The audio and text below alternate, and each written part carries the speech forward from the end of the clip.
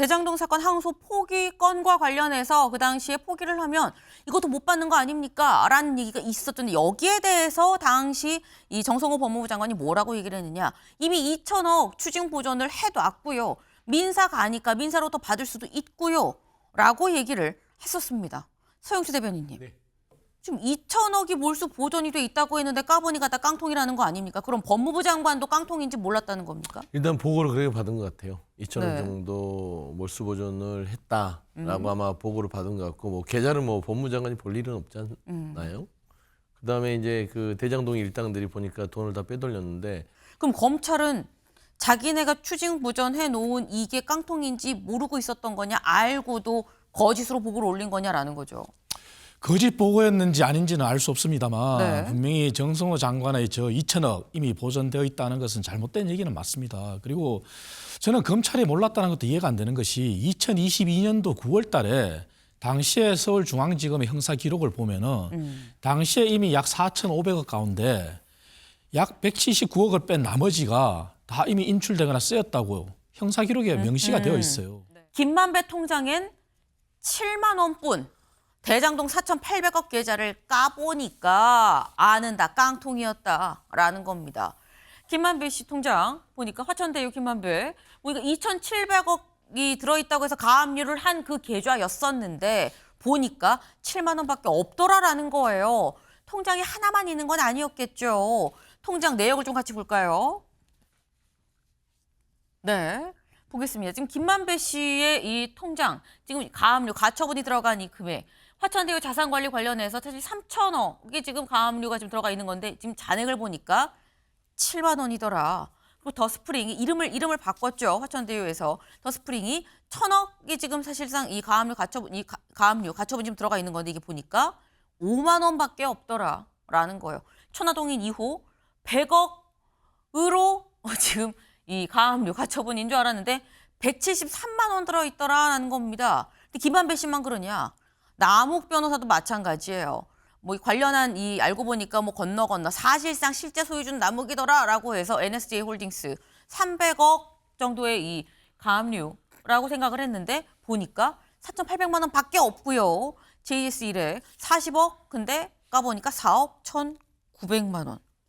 이게 서정민 변호사님, 이게 검찰이 가압류를 할 때 이 뭐 가압류 가처분에서 검찰도 추징 보전을 하지 않았습니까? 추징 보전한 것들도 다 이렇게 깡통이라는 얘기 아니에요, 그럼?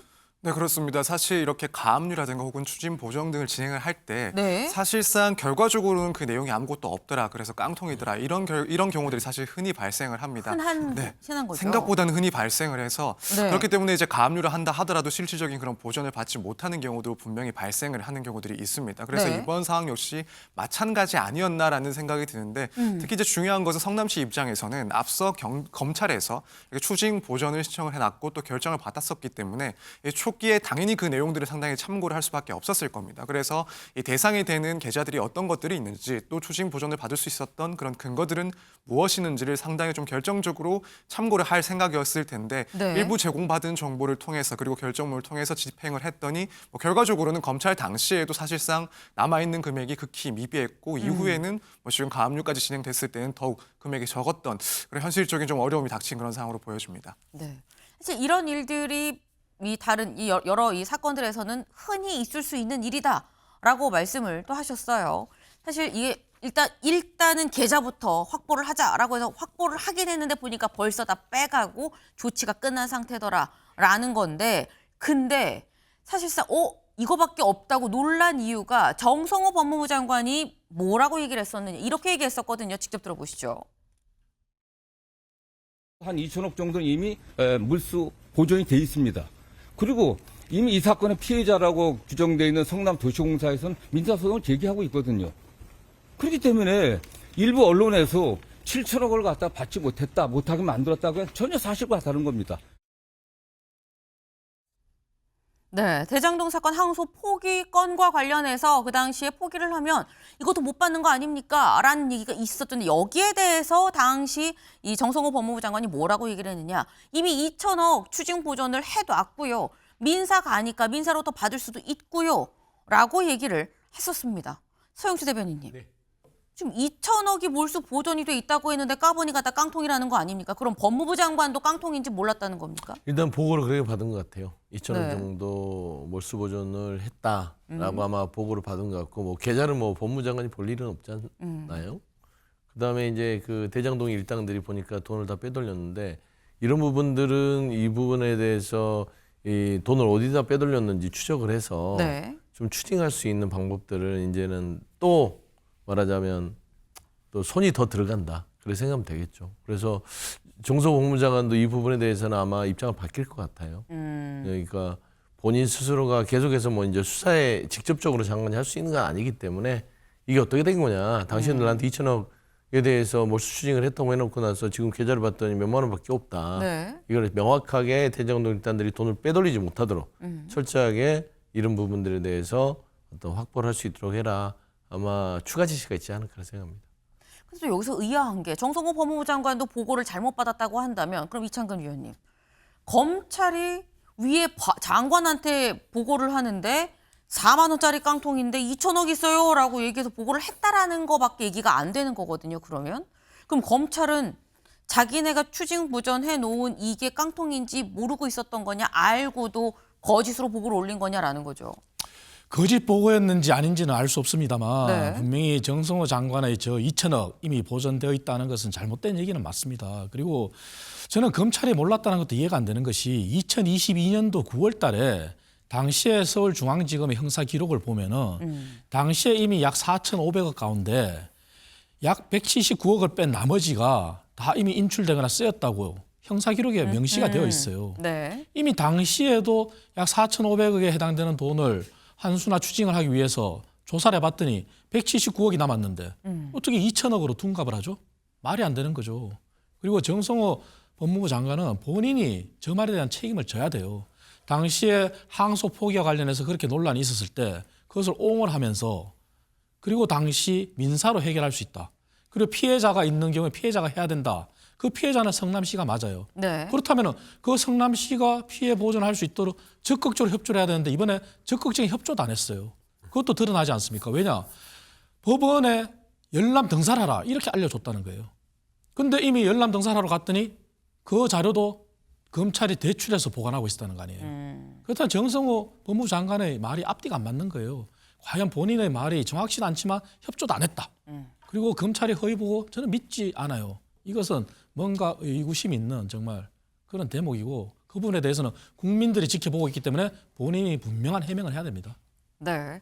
기본적으로 정성호 법무부 장관이 잘못 얘기한 부분도 있고 그리고 본인이 얘기한 게 민사로 환수가 가능하다라고 한다면 피해자가 민사를 제기를 할 수 있도록 하는 그 과정도 보장이 됐었어야 되는 건데 피해자는 성남시죠.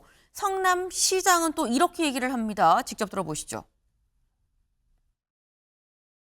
성남시에 실익이 없는 사건 초기 결정문만 던져준 검찰의 행태는 이 제2의 항소 포기와 같은 그런 비협조 또 범죄 수익 비호 아닌가 대단히 유감스럽게 생각하는 바입니다.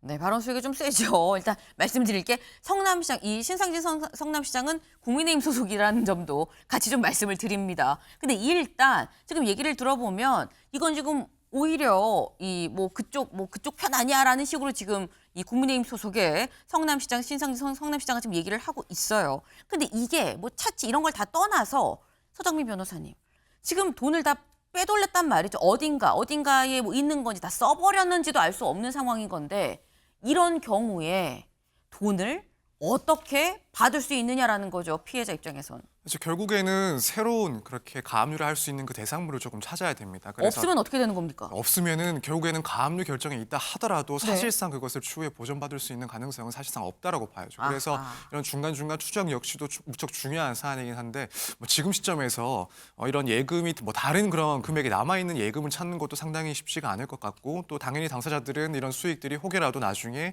뭐 배상 문제가 발생할까 봐 혹은 추징될까 봐 사실 뭐 빼돌렸을 가능성도 충분히 있다라고 봅니다. 그밖에 부동산 같은 경우에도 본인 명의였던 그런 부동산을 타인에게 이전하는 경우들도 흔히 있고요. 그래서 사실 뭐 지금 시점에서 이런 다른 계좌라든가 부동산을 추적하는 것이 현실적으로는 상당히 좀 어려운 시점이 도달하지 않았나 이렇게 생각이 됩니다. 네. 지금 이게 다른 추적해서 재산이 있는 게 포착이 되면 다행인데 그럼 그걸 또 추징 보전하면 되니까 상관없는데 없을 경우에 그럴 경우에 사실상 돌려받을 방도가 없다라는 말씀이에요. 이렇게 되면 또 대장동 항소포기 왜냐라니까 또 다시 또 넘어가는 거 아닌가. 돌고 돌아 원점으로 또 다시 논란이 시작되는 거 아닌가라는 생각이 살짝 좀 듭니다.